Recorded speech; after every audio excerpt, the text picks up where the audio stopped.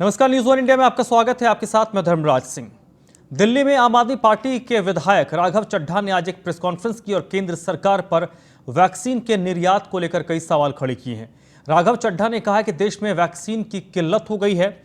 कई राज्यों में वैक्सीन सेंटर बंद हो गए हैं। राज्यों के पास डोज के स्टॉक 2 से 4 दिन ही बचे हैं। उन्होंने आरोप लगाते हुए कहा है कि जितनी वैक्सीन देश के लोगों को लगी नहीं, उससे ज़्यादा दूसरे देशों को दे दी गई। राघव चड्ढा ने केंद्र सरकार पर हमला करते हुए कहा है कि पाकिस्तान जैसा देश जो हमारे देश में आतंक फैलाता है, आप उस देश को 45 मिलियन डोज देने जा रहे हैं। आज पूरे देश भर में वैक्सीन शॉर्टेज यानी कि वैक्सीन डोजेस की किल्लत छा गई है। मैं अगर आपको कुछ राज्यों का उदाहरण दूं, किसी राज्य के पास 1 दिन की वैक्सीन डोज बची है, किसी राज्य के पास 2 दिन की वैक्सीन डोज बची है, किसी राज्य के पास 4 दिन की वैक्सीन डोजेस बची है, और कुछ राज्यों में तो वैक्सीनेशन सेंटर भी बंद हो गए और वैक्सीन के स्टॉक्स पूरी तरीके से समाप्त हो गए। एक तरफ एक स्थिति ऐसी है कि हमारे देश में वैक्सीन ऑलमोस्ट खत्म हो गई है। We have run out of stocks. हमारी जितनी भी गोडाउन में जितनी भी वैक्सीन बची थी वो सारी लग चुकी है और समाप्त हो गई। दूसरी ओर भारत सरकार ने लगभग 645 लाख वैक्सीन डोजेस को 84 देशों में एक्सपोर्ट कर दिया। 645 लाख डोजेस, शायद अब वो 650 लाख हो गया है।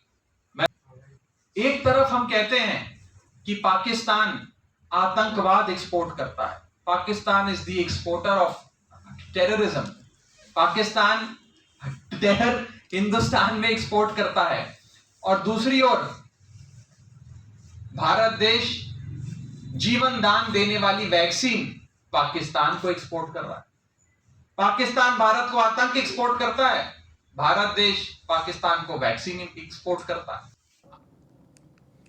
वो दिल्ली सरकार ने एक बड़ा आरोप लगाया है। दिल्ली सरकार ने कहा कि किसानों का गेहूं एमएसपी पर खरीदने के लिए फूड कॉरपोरेशन ऑफ इंडिया तैयार नहीं है।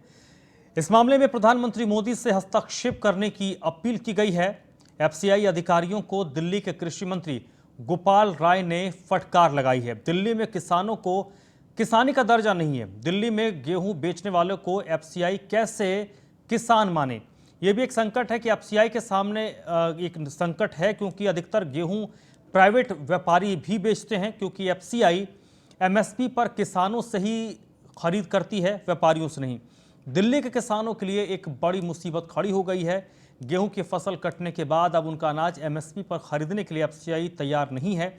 दिल्ली सरकार के कृषि मंत्री गोपाल राय ने दावा करते हुए प्रधानमंत्री से इस मामले में हस्तक्षेप करने की अपील की है। आपको बता दें कि दिल्ली के कृषि मंत्री गोपाल राय ने नरेला अनाज मंडी में प्रेस कॉन्फ्रेंस में बताया कि केंद्र सरकार के फूड कॉरपोरेशन ऑफ इंडिया यानी कि एफसीआई दिल्ली की मंडियों में एमएसपी पर फसल खरीदने के लिए काउंटर नहीं लगाए गए। इस वजह से किसान सस्ते दाम में अनाज बेचने के लिए मजबूर है।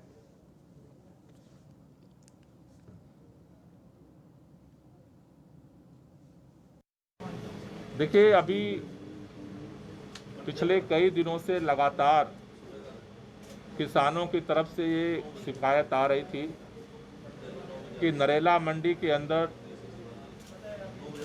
एफसीआई के द्वारा एमएसपी के आधार पर जो खरीदारी करने का काम है वो नहीं किया जा रहा।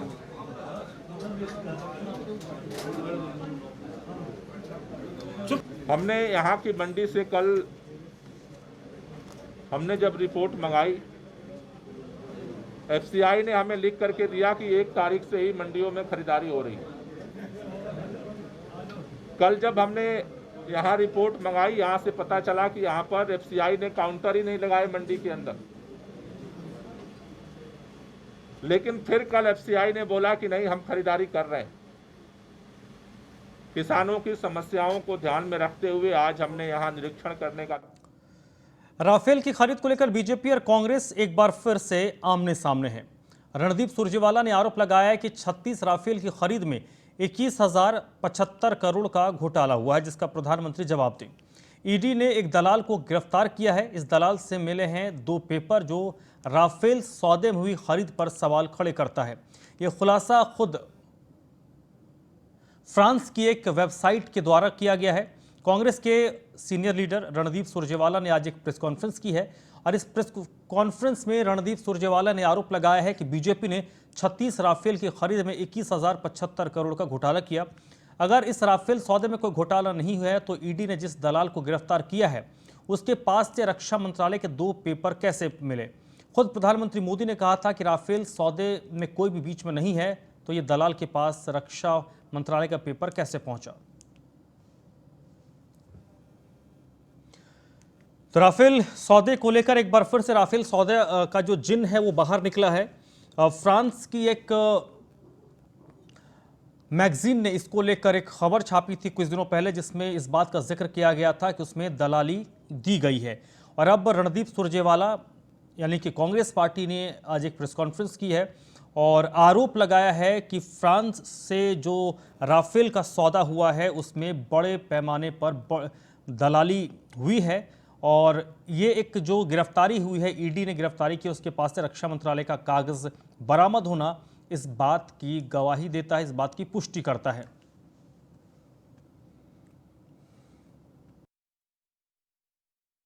का खुलासा हो चुका है। राफेल में जिस प्रकार से पैसे का आदान प्रदान हुआ, राफेल घोटाले में जैसे सरकार के खजाने को चूना लगाया गया, राफेल खरीद घोटाले में जिस प्रकार से कीमत बढ़ाकर हजारों करोड़ रुपया 21,075 करोड़ रुपए की अतिरिक्त भुगतान किया गया। यह कोई छोटा मोटा घोटाला नहीं।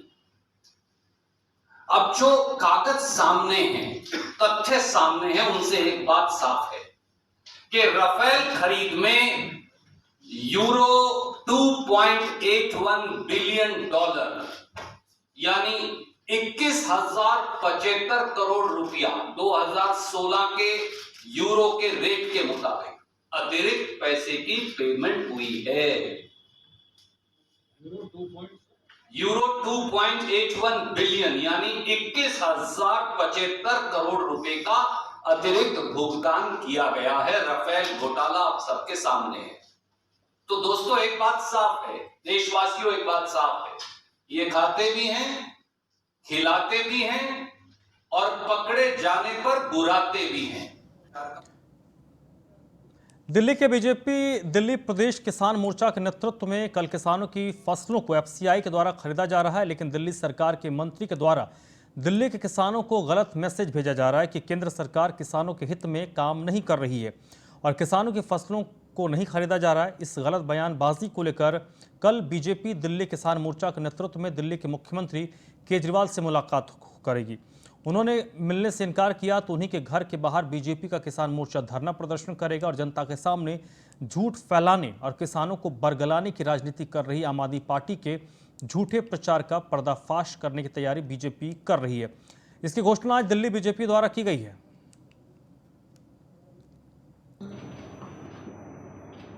सरकार और आम आदमी पार्टी लगातार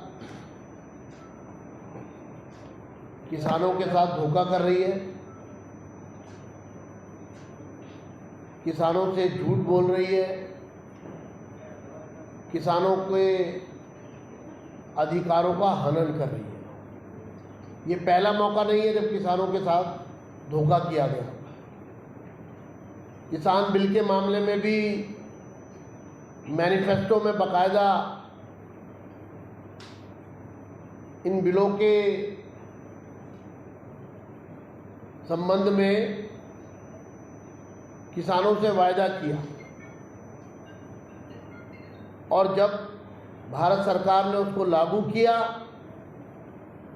तो लोगों को, किसानों को गुमराह किया, किसानों से झूठ बोला। एफसीआई ने अधिकृत रूप से इस पर बयान जारी करके और स्थिति को स्पष्ट कर दिया है। दिल्ली में जो केंद्र बनाए गए हैं वहाँ से किसानों से गेहूं की खरीद हो रही है। के अधिकारियों ने वेरिफिकेशन का काम किया और 158 क्विंटल गेहूं एफसीआई ने खरीदा और 7 तारीख को दिल्ली सरकार ने वेरिफिकेशन करने से मना कर दिया। मैं आपको यह जानकारी भी देना चाहता हूं कि 2019 से दिल्ली सरकार ने गिरदावरी बंद कर दी है। गिरदावरी का मतलब यह है 6 महीने में रेवेन्यू रिकॉर्ड में यह दर्ज किया जाता है कि किसान अपनी जमीन पर कौन सी फसल उगा रहे हैं, और गिरदावरी यदि नहीं होती है तो एफसीआई किसान जो फसल पैदा करता है खरीदारी नहीं कर सकती।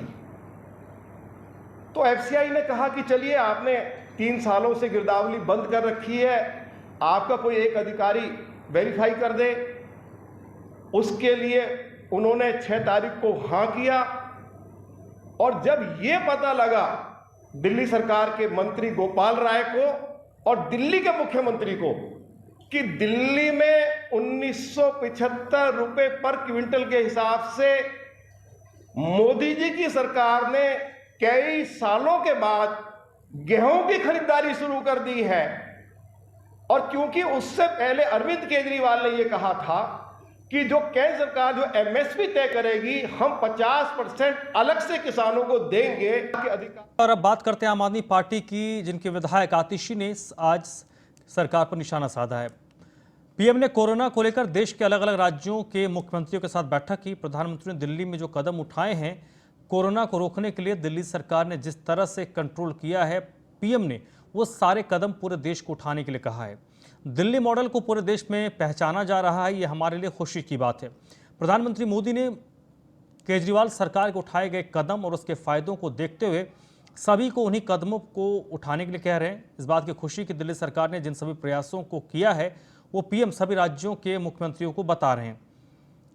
ये हमारे लिए खुशी की बात है। जो कदम दिल्ली सरकार ने उठाए वो पहला कदम होम आइसोलेशन का कदम है, दूसरा कदम अग्रेसिव टेस्टिंग और तीसरा कदम है कंटेनमेंट माइक्रो कंटेनमेंट जोन से इसकी शुरुआत हुई। पहला जोन देश में दिल्ली के दिलशाद गार्डन में बना था।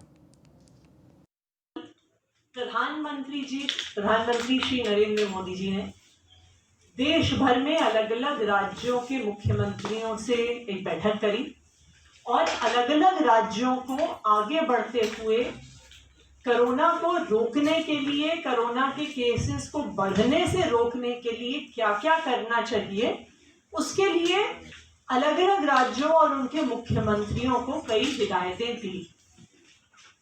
हमें इस बात की खुशी है कि माननीय प्रधानमंत्री जी ने दिल्ली में जो अनेकों कदम उठाए हैं कोरोना को कंट्रोल करने के लिए, कोरोना को सफलतापूर्वक, जो कोरोना की फर्स्ट वेव थी उसको जिस तरह से दिल्ली की सरकार ने, दिल्ली के लोगों ने कंट्रोल किया, जो कदम उठाए, आज प्रधानमंत्री जी वो सारे कदम पूरे देश को उठाने को कह रहे हैं। तो हमें इस बात की खुशी है कि जिस तरह अलग अलग फील्ड्स में, चाहे शिक्षा हो, स्वास्थ्य हो, महिलाओं के लिए फ्री बस यात्रा हो, जिस तरह से दिल्ली मॉडल को पूरे देश में पहचाना जा रहा है और अलग अलग राज्यों में इम्प्लीमेंट किया जा रहा है, हमें इस बात की खुशी है कि प्रधानमंत्री जी ने कोविड। पूर्वी दिल्ली के मंडावली इलाके में बृहस्पतिवार शाम एक बाइक सवार बदमाशों ने एक युवक की गोली मारकर हत्या कर दी। मृतक की शिनाख्त मोहम्मद फरमान के तौर पर हुई है, जिसकी उम्र 23 साल है। आपको बता दें कि 3 बाइक पर सवार करीब आधा दर्जन बदमाशों ने बेहद करीब से उसे 4 गोलियां मारी थी। वारदात के बाद आरोपी मौके से फरार हो गए। 2 स्कूटी पे 2 जने आए थे, काली रंग की स्कूटी थी उनकी, और वो एक लड़के के पीछे भाग रहे थे और उनको 5-6 गोली राउंड उन्होंने फायर करा। मेरे हिसाब से 3-4 गोली उस लड़के को लगी होगी और फिर किसी ने 100 नंबर पर कॉल करा तो अपनी साइड को मार के गोली और भाग गए। और दोनों ने हेलमेट लगा रखा था, ब्लैक कलर का। अच्छा। जिसके ऊपर गोलियां चलाई कौन वो लड़का था, कुछ उसके बारे में पता चल पाया? क्या यहीं का रहने वाला था वो? ये हमें जानकारी नहीं पता कि यहीं का था या नहीं था, ये हमें जानकारी नहीं है। अगर ये तो कि हम रोड पे निकल लेते तो हमें देखा। अच्छा, तो लगभग कितने गोलियां चली होंगी यहाँ पर? 5-6 के आसपास गोलियाँ चली हैं। उन्होंने हेलमेट लगा रखे थे, ब्लैक कलर के। तो क्या कंडीशन है अभी उसकी, कुछ पता चल पाया? हॉस्पिटल लेके गए हैं, हॉस्पिटल में पता हो क्या है क्या नहीं स्थिति उसकी, मगर जो काफ़ी ब्लड निकली था। कुछ उम्र पता चल पाई उनकी हमलावरों की, या फिर जिसको गोलियां लगी हैं उसकी? जो गोली मारने वाले थे 30 से 35 साल के आसपास की उम्र होगी उनकी। और जिसको लगी उसकी? उसकी भी ज़्यादा कोई खास उम्र नहीं थी, मगर एक ही सब यहाँ से। पूर्वी दिल्ली के प्रीत विहार इलाके में चल रहे फर्जी कॉल सेंटर पर स्पेशल स्टाफ की टीम ने छापा मारा। स्टाफ ने कॉल सेंटर में काम कर रहे 20 से ज्यादा लोगों को गिरफ्तार किया है और ऑफिस में पड़े 24 डेस्कटॉप और 38 फोन के साथ कैश बरामद किए। फिलहाल पुलिस ने मामला दर्ज कर जांच कर रही है। 8 तारीख को स्पेशल स्टाफ को एक सीक्रेट इन्फॉर्मेशन मिला कि प्रीत विहार एरिया में एक फ्रॉडलेंट कॉल सेंटर चलाया जा रहा है। इस कॉल सेंटर के बारे में हमें इन्फॉर्मेशन थी कि यहाँ पर यूएस सिटीजन्स को चीट किया जा रहा है। तो इन्फॉर्मेशन पे काम करते हुए जब यहाँ पर रेड की गई तब पाया गया कि वहाँ पर एक कॉल सेंटर चल रहा था और वहाँ उस कॉल सेंटर में अमेज़ॉन की जो यूएस बेस्ड जो उसकी ब्रांच है, जो दिल्ली की राज पार्क थाना पुलिस को बड़ी कामयाबी हासिल हुई है। 3 साल की मासूम बच्ची के अपहरण के बाद पुलिस महज 48 घंटे में इस मामले को सुलझा लिया। बच्ची का किडनैप करने वाले गिरोह के सभी सदस्यों को गिरफ्तार किया गया है। आरोपियों ने बच्ची को बेचने के लिए किडनैप किया था। मासूम को सकुशल बरामद करके बच्ची को उसके परिजनों को सौंप दिया गया है। पुलिस वालों की बहुत मेहरबानी हुई मेरे ऊपर, बस पुलिस वालों ने मुझे मेरी बेटी वापस दे दी। हाँ जी, बस पुलिस वालों ने वो कराए। कितने बच्चे हैं आपके? जी 3 बच्चे हैं जी। सबसे छोटी है बच्ची? सबसे छोटी है ये। सबसे छोटी। और पार्क में थी सामने वाले में, तो बच्चे सारे खेलते रहते थे। तो उसके बाद में क्या हुआ कि मेरी बेटी गली के बाहर खड़ी हुई थी, घर के बाहर। तो एक लेडीज आई और गली से आई और फिर गली से वापस लेकर चली गई उसको। बच्ची उनके घर के सामने बने हुए एक पार्क में खेल रही थी कुछ और गली मोहल्ले के बच्चों के साथ, और जब उनकी पत्नी ने बच्ची को ढूंढने की कोशिश करी घर वापस बुलाने के लिए, तो वो बच्ची उसको नहीं मिलती है। तो इसमें पुलिस से मदद की गुहार थी कि मदद की जाए और बच्चे को तलाशा जाए। तो इस पे जो पुलिस टीम मौके पर पहुंची थी, उन्होंने आसपास पड़ताल करने की कोशिश करी, बच्चे के परिवार वालों से पूछताछ करी। तो पेरेंट्स ने बताया कि मदर ने लगभग 8:30 बजे के आसपास बच्ची को देखा था पार्क में खेलते हुए। इस बुलेटिन में फिलहाल इतना ही।